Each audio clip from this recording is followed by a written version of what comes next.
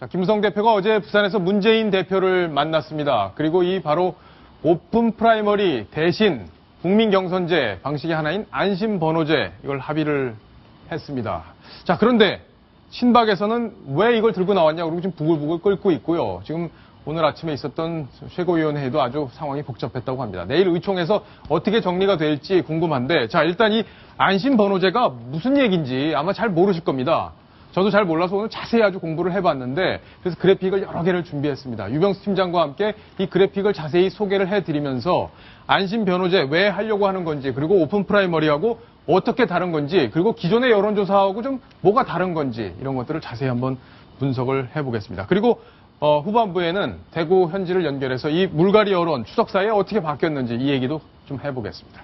유병수 팀장. 네. 자, 일단은 김무성 대표가 문재인 대표를 어제 만나서 갑자기 예고도 없이 만났다가 이 안심 번호제라는 걸 들고 나왔어요. 이게 네. 어떻게 된 일이, 왜 이런 일이 있었는지 좀 정리를 해주시죠. 네, 기존의 경선 방식을 바꾸자는 건데요. 네. 지금 새누리당의 경선 방식은 여론조사와 당원 투표를 두 가지를 혼합해서 최고 득표자를 공천자로 결정하는 구조입니다. 예. 지금 현재 당원 당규에는 5대5로 좀 규정이 되어 있는데요. 그렇죠. 지금 여론조사 방식은 휴대전화 여론조사로도 가능하도록 되어 있습니다. 네. 그런데 이 문제가 있습니다. 이 유선전화를 이용하는 경선 방식에서 여러 가지로 착신 전화를 하게 됩니다. 아, 착신 전환. 예를 들면 한 전화번호에 걸려오는 전화를 한 곳으로 넘긴 다음에 여러 가지의 전화가 한꺼번에 한 곳으로 착신을 하도록 하는 겁니다. 아, 그러니까 유병수 팀장이 전화를 갖고 있는데 만약에 부재를 할 수 있잖아요. 집에 없을 수 있을 때 착신 번호를 딱딱딱 눌러놓으면 저희 집으로 전화가 오게 만들어 놓는다. 휴대폰으로도 오게 할 수 있고요. 휴대폰으로도. 여러 가지 방법으로 그 집에 걸려오는 전화기를 언제든지 바꿀 수가 있습니다. 그러면 제가 일괄적으로 다 대답을 하는 거네요. 조금 전에 제가 얘기했는데 이번에는 딴 사람이 척하고 또 얘기하고. 그러니까 일부 선거구에서는 아예 사무실을 하나 차려서요. 아, 그래요? 그쪽에서 모든 전화번호를 한꺼번에 받는 경우도 있었습니다. 예. 이 부분이 굉장히 왜곡되고 조작된 여론조사라는 얘기입니다. 아, 과거에도 이제 이런 여론조사 조작이 많이 있었고, 특히 통합진보당이 비례대표 경선 과정에서 문제가 아주 크게 됐었잖아요. 2012년에 그 후보 단일화 과정에서 이런 사례가 있었는데요. 예. 간단하게 말씀드리면 이런 겁니다. 여론조사는 표본이 있습니다. 네. 20대, 30대 연령대별로 표본이 있는데 그 표본은 그 나이 인구의 그 구분포에 따라서 그 표본을 잡게 됩니다. 하지만 그 20대에서 아마 10명이 배정되고 30대에 30명이 배정된다고 한다면 10명이 넘어서면 그 연령은 더 이상 여론조사를 할 수가 없습니다. 그렇죠. 넘어가죠, 이제. 예, 그렇습니다. 그거를 이용한 건데요. 아, 그래요? 통진당 일부 당원이 여러 가지 돌아가는 상황을 정확하게 알 수 있었던 것이죠. 그래서 전화 오는 유권자에게 걸려오는 유선 전화에다가 얘기를 합니다. 네. 지금은 예를 들면 50대가 연령이 끝났다거나 그러면 이제 60대로 답해라. 60대로 답해라. 그러면 그래요? 그 여론조사 응답한 표는 한 표 이상의 가치를 발휘하게 되는 겁니다. 이게 바로 여론조사 결과 조작이었고 여기에 따라서 단일 후보가 조작됐다는 그런 의혹이 나왔던 상황입니다. 자, 그러면 지금까지 얘기를 쭉 보면 여론조사로 후보를 뽑다 보면 이렇게 조작이 일어날 수가 있고, 그러니까 이런 조작 때문에 여론조사를 후보 경선 방식에서 쓰지 않아야 된다는 얘기가 그동안 있었고, 이걸 어떻게 보완하기가 참 애매하다 이런 얘기가 있었는데, 야당 혁신위에서, 그죠? 야당 혁신위에서 안심 번호제를 쓰면 된다 이렇게 하고 나왔단 말이에요. 네. 근데 이걸 김무성 대표가 그래 우리도 쓰자 이렇게 지금 얘기가 된 거잖아요. 네. 그럼 이 안심 번호제를 쓰면 왜 조작이 어려워지는 건지, 실제 그게 조작이 어려워지는 건지 이게 궁금해요. 안심 번호라는 것은요, 한마디로 말씀을 드리면 그 택배나 이런 부분에 여러 가지 자기의 정보를 노출하지 않고 공개하지 않기 위한 자기 정보를 보호하기 위한 하나의 제도입니다. 정보 보호를 위한 그렇습니다. 제도다. 택배에 보면 본인의 전화번호가 들어가기 때문에 이 번호가 범죄에 사용될 수도 있고 본인이 그렇죠. 누군지를 노출될 수가 있습니다. 그래서 안심번호를 사용하는 것인데 이번 선거에서 여론조사 이걸 사용하겠다는 겁니다. 예를 들어서 통신 3사에다가 얘기를 하는 겁니다. 어떤 얘기를 하냐면 내 전화번호가 있지만 내 전화번호가 아닌 다른 고유 번호, 예를 들면 1234라던가 3456이라던가 이런 번호를 임의로 배정을 해서 선거 기간 동안, 운동 기간 동안, 여론조사 그 기간 동안에 그 번호를 통해서 전화를 걸어서 여론조사를 하게 된다는 그런 내용입니다. 근데 이거는 이제 기본 정보만 숨기는 거지, 번호만 다른 번호로 준다는 거지, 이게 여론조사의 부정확성 또 어떤 그 역선택 문제 여러 가지 기존에 지적돼 왔던 문제들을 다 해결해 줄 것 같지는 않은데요. 어떻게 모든 것을 해결할 수는 없습니다. 첫 번째 가장 그 중요한 부분은 역선택을 방어할 수 있는, 방지할 수 있는 최선책이 될 수는 없다는 겁니다. 아, 그렇군요. 또 두 번째는 응답률이 그렇게 높지 않습니다. 예. 그리고 세 번째는 복잡한 내용이 있을 수 있습니다. 네. 그리고 굉장히 비용이 많이 들어가는데 이 비용은 정당에서 지불을 해야 되는 여러 가지 부분이 있습니다. 그리고 이제 연세 드신 분들은 사실 뭐 휴대폰으로 전화가 와서 번호 눌러라 그러면 그 스마트폰에서 번호 창을 또 띄워야 되잖아요. 예, 그렇습니다. 띄운 다음에 그 번호를 또 누르고 하는 게 사실 어렵죠. 집 전화번호 같은 경우에는 번호가 이렇게 딱딱 누르면 되지만 휴대전화는 그런 또 어려움이 있기 때문에 응답률을 더 낮추는 응답률을 떨어뜨릴 수 있다. 효과를 낼 수도 있습니다. 그만큼 대표성에 문제가 생길 수도 있는 제도라는 점을 좀 알아야 될 부분이라고 봅니다. 그런데 박성훈 논설위원, 네. 지난번에 야당에서 처음에 이 혁신위에서 안심번호제를 들고 나왔잖아요. 친노에서 친노 측에서 사실상 들고 나온 건데 네. 이때 새누리당 반응이 뭐 그렇게 저거 좋은 제도인데 우리도 한번 해볼까 하는 적이 있었습니까? 그때 김무성 대표가 이것은 우리 당이 하려는 그 오픈 프라이머리에 대해서 훨씬 개혁적이지 못한 제도다라고 예. 비판했죠. 그 17일 날 네. 그 야당이 이른바 100% 국민공천 아니다 그래서 냈을 때 그때 문제는 특히나 저것을 그 선거인단을 300명 내지 1000명으로 하는 말하자면 그 국민공천단을 전화 여론조사로 사실상 안심번호를 쓴다고는 하지만 어떤 그 300 내지 1000명이 과연 그 어떤 국민의 민의를 대표할 수 있느냐 이런 것에 대해서 굉장히 회의적이고 따라서 우리가 하는 직접적으로 그 유권자들이 직접적으로 참여해서 후보를 뽑는 오픈 프라이머리에 비해서 훨씬 개혁적이지 못한 제도다라고 예. 비판했었죠. 자, 그랬는데 같이 이걸 좀 하겠다 이렇게 합의를 대표 간의 합의는 됐고 지금 여러 가지 절차가 남아 있습니다만 대표 간의 뜻을 맞췄다면은 나머지 이제 따르는 분들이 많기 때문에 같이 갈 가능성이 높아진 건데 백성문 변호사 네. 결국에는 이 여론조사를 통한 후보 선출 이게 조작 가능성이 있는지 없는지 그리고 역성택 문제 이게 제일 핵심일 텐데 어떻게 보세요? 조작 가능성을 줄일 수 있다고 보십니까? 그러니까 일반 여론조사에 비해서는 조작 가능성이 더 낮죠. 그 예. 부분은 분명히 사실인데 이 안심번호제라는 게 일단 통신사에서 개인에게 부여를 하는 번호잖아요. 네. 그럼 그 부여하는 번호가 사실 소규모 도시 같은 경우에는 누가 받은지 대충 알거든요. 네. 그럼 또 다시 원래 원점으로 돌아와서 뭐 그 조작의 문제들도 생길 수 있고 매수의 문제가 또 생길 수 있거든요. 그러니까 그런 부분이 완벽하게 차단되기 힘들지만 일단 기존 여론조사 방식보다는 좀 더 진일보한 제도라는 점, 그 점 하나는 분명히 좀 어느 정도 인정을 해줄 만한데 그 외에도 좀 문제되는 것들이 너무 많은 것 같아요. 그런 부분도 있고 야당에서는 뭐 20% 전략 공천한다는데 그럼 어떤 지역에서 그럼 그 지역을 빼고 나머지 지역만 할 건지 그러니까 여러 가지 문제점은 아직 지금 있는 상황인 것 같고요. 예. 그러니까 안심번호제 딱 듣기만 하면 굉장히 안심이 되는 번호 같다는 느낌이 들긴 하나 실제로 완벽한 제도라는 생각은 별로 들진 않습니다. 유병식 팀장. 네. 친박계에서 지금 반발하고 난리가 났더라고요. 네. 예. 뭐 아주 격한 반응이 나오던데 오늘 조원진 원내수석 부대표가 좀 쓴소리를 강하게 했더라고요.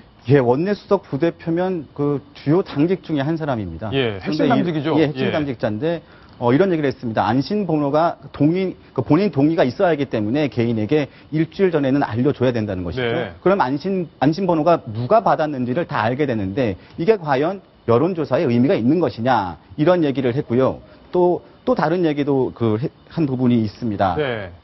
또 다른 여러 가지 얘기. 친박계에 있는 여러 사람들의 얘기가 이게 공통적입니다. 오픈 프라이머리는 그 당론에 따라서 한 것입니다. 그러니까 당론에 따라 가지고 여러 가지로 야당과의 합의가 될 경우에 추진하기로 한 것인데 야당이 혁신안을 통과시키면서 사실상 오픈 프라이머리를 하지 않기로 했다면 이 부분에 대해서는 당내의 다른 논의와 추가적인 지도부의 논의를 통해서 만나야 될 부분인데 이것을 대표가 독단적으로 문재인 대표를 만나서 합의를 했다는 겁니다. 예. 실제로 어제 최고위원회, 그러니까 오늘 아침에 최고위원회를 소집을 했을 때는 이런 얘기가 나왔습니다. 그래요? 월권이다. 예, 월권이다. 이건 월권이다. 예. 그래서 오늘 서청원 최고위원과 김태호 최고위원, 이인재 최고위원은 아예 불참을 했고요.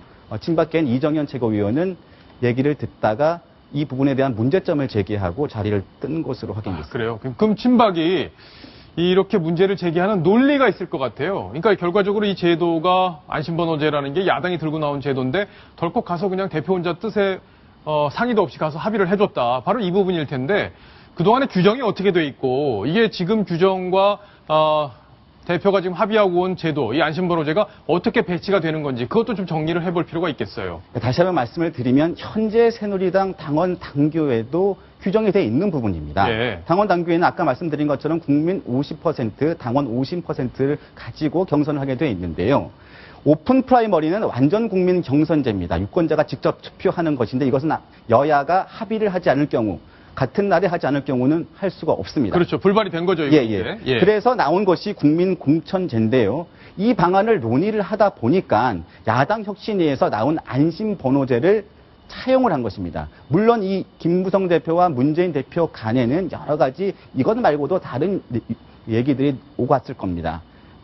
먼저 야당 혁신이 안심번호제를 채택을 하면서 예. 국민공천이라는 그런 명분을 살리겠다는 것인데요. 이래서 친박계는 이런 얘기를 하는 거죠. 야당, 특히 친노가 유리해서 채택한 이 안을 여당이 받아왔다. 예. 이건 졸속 협상이라는 얘기입니다. 박성훈 논설위원, 사실 이 안심번호제를 김무성 대표가 받아오리라 이거 사실 생각을 했던 분들은 많이 없었을 겁니다. 근데 김무성 대표도 나름대로 뭐 여러 가지 항변을 하던데 어떻게 평가할 수 있을까요? 이 얘기는? 지금 이제 김무성 대표는 오픈 프라이머리가 수용이 안 된 상태에서 말하자면 전화로 하는 오픈 프라이머리다. 예. 이렇게 주장을 하고 있습니다. 근데 이게 사실 일반 국민이 그리고 비교적 덜 노출되면서도 자신의 의사를 후보를 뽑는데 관여할 수 있다라면 과거보다 진전된 것처럼 느껴지는 대목이 있는데 본인은 그래서 이제 이게 직접 투표를 안 하지만 사실상 이게 전화로 대체하는 오픈 프라이머리 아니냐라고 주장하는데 공천권을 국민에게 주는 건 같다. 그렇습니다. 예. 공천권을 국민에게 직접 참여해서 특정 소수 권력자가 전행하는 걸 막을 수 있다. 네. 이런 주장을 하지만 사실은 어쨌든 여론조사는 여론조사입니다. 그러니까 여론조사가 국민이 직접 뽑는 경선, 다시 말해서 오픈 프라이머리처럼 직접 참여해서 와서 투표권을 행사하는 것을 대체할 수 있느냐의 본질적인 문제가 제기되는 겁니다. 예. 따라서 내일 아마 의원총회를 하면 이 부분에 대해서 여론조사가 본질적인 투표를 대체할 수 없다라고 해온 것이 기본적으로 그동안의 새누리당의 논리였습니다. 그리고 그동안 많은 부분 그 친노가 패권을 잡고 있는 야당을 비판할 때 이른바 동원, 모바일 경선이니 뭐 해서 결국은 전화 여론조사 갖고 부정하고 비리하고 자기들 패권 꽂아넣는데 악용돼 왔다라고 비판해온 이 기조가 바로 김무성 대표는 안심할 수 있는 번호를 통해서 해소가 됐다고 하지만 당내에서 불신은 아마 상당할 겁니다. 예. 따라서 저것이 본질적으로 국민들의 직접 투표권 행사인 그 경선 참여인 그 오픈 프라이머리를 대체할 수 없다라고 하는 의견이 아마 내일 상당 부분 본물을 이룰 가능성이 높기 때문에 저 부분이 지켜봐야겠네요. 관철될 수 있을지도 상당히 지켜봐야 됩니다. 자, 김무성 대표도 이게 뭐 합의가 다 끝난 게 아니다. 앞으로 절차가 남았다. 이런 취지의 얘기를 오늘 했습니다. 그 목소리를 한번 들어보시죠. 안심번호라는 용어가 정개특위 소위에서 여야 합의로 의결된 상태에 있는데 그것이 마치 새정년의 보유에 대한 정책인 것처럼 다들 오해하고 있는데 그건 천만의 말씀입니다. 이것은 선관위에서 오래전부터 이게 필요하다고 했고 우리 당에서도 안심번호제가 꼭 필요하다 하는 것은 오래전부터 우리가 논의가 되어 왔던 것이고 반발이 있는데요. 그건 개인의 생각이고 또 이것은 그렇게 추진해보자라고 이야기한 것이지 확정된 건 아닙니다. 양당의 대표도 이 예민한 법과 제도에 대해서 합의할 수가 없습니다. 예. 자, 시청자 의견이 왔는데 같이 한번 보겠습니다. 자, 그동안 새누리당은 야당의 여론조사를 통한 정치 이벤트를 비판해 왔습니다. 여론조사의 불안정성과 폐해 때문이었는데 이런 제도를 국회의원 후보 선출에 적용한다는 게 잘 이해가 되지 않네요.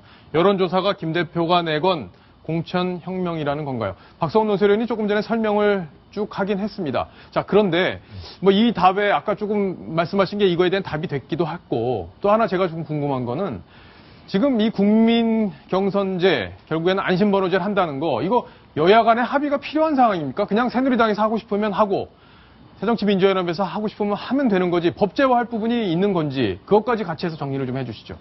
사실 그 안심번호제를 하려면 근본적으로 프로세스가 선관위가 이제 유권자 명부를 제공하면 예. 그걸 갖고 KT나 통신사들이 이것을 신원이 드러나지 않는 가상의 임시적인 번호로 만들어서 정당에 그걸 제공해야 됩니다. 네. 그래서 누군지를 알 수 없게 해서 이렇게 되기 위해서는 아까 통신사의 협조가 필요하고 선관위가 명부를 제공하는 이런 과정의 법제화가 돼야 이 부분이 제대로 되지 그렇지 않으면 법제화가 필요하군요. 실시하기가 어렵다라는 상황이기 때문에 예. 정개특위에서는 사실 소위에서 이미 합의는 돼 있습니다. 그런데 아까도 얘기했지만은 이 부분은 하나의 보조적인 수단이지 이것이 경선 전체를 대체할 수 있느냐의 본질적인 문제가 논란으로 새누리당에 남아 있는 겁니다. 자, 지금 새누리당의 규정을 보면 5대5로 해서 국민 50% 그리고 당원들 50%에서 이렇게 섞어서 후보를 선출하게 되어 있는데 저 제도가 도입되면 이제 100%다. 그렇죠. 100%다 여론조사로 예. 하겠다는 건데 그 부분 아마 상당히 논란이 될 것 같습니다. 이 여론조사가 얼마나 신뢰성이 있는지 시청자 여러분들도 의구심을 갖고 계실 텐데 아마 논란이 계속 커질 것 같습니다. 자, 지금 이번 추석 연휴에서 가장 관심을 받았던 곳 유병수 팀장 대구 아닐까요? 대구 동을입니다. 대구 동을이요. 예, 예. 자, 대구 여론이 어떤지 궁금하실 텐데 자, 추석 연휴 오늘 마지막 날입니다. 그동안에 대구가 대통령의 물갈이 의지 때문에 많은 관심을 받아왔는데 연휴 기간에 이 정치 관련 이야기들이 많이 오고 갔을 것 같습니다. 물갈이 여론 흐름이 어떨지 지금 현지를 연결해서 자세히 얘기를 들어보겠습니다. 자, 대구 경북 취재본부장 이권효 본부장 지금 전화로 연결이 되어 있습니다. 안녕하세요. 예, 대구입니다. 예, 자, 물갈이 이 흐름, 여론 이런 것들이 추석 기간 중에 좀 더 증폭이 된 건지 아니면 조금 가라앉았는지 방향성이 있습니까? 물갈이에 대해서 뭐 안 된다, 왜 하나 이런 것보다는 예. 기정사실로 받아들이는 분위기가 많습니다. 아, 그래요? 예, 다만 이제 그 폭이나 방식이 어떻게 될까 이런 데 유권자들의 관심이 많아 보입니다. 자, 그러면 역시 관심은 이제 유승민 의원, 대구 동을의 지역구를 둔 이 유 의원인데 연휴 네네. 직전에 지역 언론에서 여론조사를 했더라고요. 그렇습니다. 결과가 어떻게 나왔습니까? 매일신문하고 대구방송을 했는데요. 예. 이 지지도는 유 의원이 43%, 그다음에 이재만 전 청장이 34%, 그다음에 현 의원을 교체하면 좋겠다라는 의견이 45.9%. 아, 교체하면 좋겠다. 네네네. 예. 이게 유승민 의원을 교체하면 좋겠다가 이제 45.9%, 네. 한 번 더 당선되면 좋겠다가 41.6%, 모르겠다 12%, 대충 이래 나왔는데요. 이게 이제 큰 격차는 없지만, 의외로 교체하는 게 좋겠다는 게 생각보다 높은 편이고, 네. 또 다른 의미는, 대구의 지금 12곳의 지역구 중에서 이 양자 대결 구도가 아주 뚜렷하게 형성되는 유일한 지역구거든요. 아, 그래요? 네네네. 다른 분들이 없어요, 지금? 다른 지역구 같은 경우에는 이제 출마를 하고 해도 대부분 이제 현역 의원의 이제 지지가 높은 편이고, 그 다음에 아주 군소 후보들이 많이 나오면서 많이 분산되는 이런 모양새인데, 대구 동을 같은 경우에는 수성갑에 이제 김문수, 김부겸을 제외하고는 양자 대결 구도라고 충분히 말할 수 있을 정도로 구도가 이렇게 대결 구도가 딱 형성되는 점이 이번 여론조사를 통해서도 흐름을 정확하게 좀 보여주는 것 같습니다. 그렇군요. 자, 이재명 청장이 아직 출마 선언 같은 걸 하지 않았다. 동을에 나서겠다. 이렇게 입장을 밝히지 않은 것으로 알고 있는데 지역에서는 저 정도 수치를 어떻게 지금 보고 있습니까? 이 청장은 다음 달 말쯤에 출마 선언을 할 예정으로 알려져 있고요. 여기서 이제 유승민 의원이 이제 지지 기반이 어느 정도 되느냐가 중요한데요. 이 여론조사만 보면 글쎄 견고하다라고 하기가 말하기가 좀 쉽지 않지 않나. 예. 왜냐하면 우리가 보통 견고하다고 하면 현역 의원 같으면 삼선 중진 의원이라면 한 50% 이상이 되든지 안 그러면은 경쟁자와 한 2배 이상 차이를 벌려야 하는데 이 두 가지 조건을 좀 만족하지 못해서 유 의원이 좀 불안정한 측면이 있지 않나. 그래서 유 의원은 이런 상황을 좀 잘 봐야 될 것 같고, 이재만 청장은 지금 이 정도를 가지고 어떻게 하면 확장적인 그런 세를 불릴 수 있을까. 두 사람이 그런 고민을 해야 될 상황 같습니다. 예. 알겠습니다. 조금 전에, 김문수 지사와, 또 여론조사 하나 결과가 있었는데 소개를 잠깐 해주셨는데, 현재 분위기, 실제로 두 사람 간의 박빙 분위기가 있습니까? 김부겸 전 의원이죠? 같은 경우에는 두 예. 사람 다 아주 전국적인 지명도가 높고, 그래서 아마 팽팽한 상태가 상당히 이어지지 않을까. 그래 판단이 되고요. 실제 여론조사 결과가 43% 거의 갖게 나왔는데, 예. 오늘 제가 김부겸 의원하고는 통화를 해봤습니다. 아, 그러셨어요? 네네네. 아주 좀 신중하게 기대감을 보이면서도, 박근혜 대통령에 대한 유권자의 인식이, 판단이 가장 큰 좀 변수가 되지 않을까 예. 이런 이야기를 했습니다. 이전보다는 좀 더 긍정적으로 보는 그 김부겸 의원으로서는 좀 더 기대감 높은 그런 그 이야기를 하더라고요. 알겠습니다. 자, 대구 민심 쭉 정리를 해드렸습니다. 자, 감사합니다. 예, 대구였습니다. 자, 여당 이야기 저희가 복잡한 이야기 오늘 자세히 다 풀어드렸고요. 그리고 대구 이야기까지 정리를 해드렸습니다. 자, 이제 다음 소식으로 가겠습니다. 다음 소식 제목 먼저 확인을 해보겠습니다.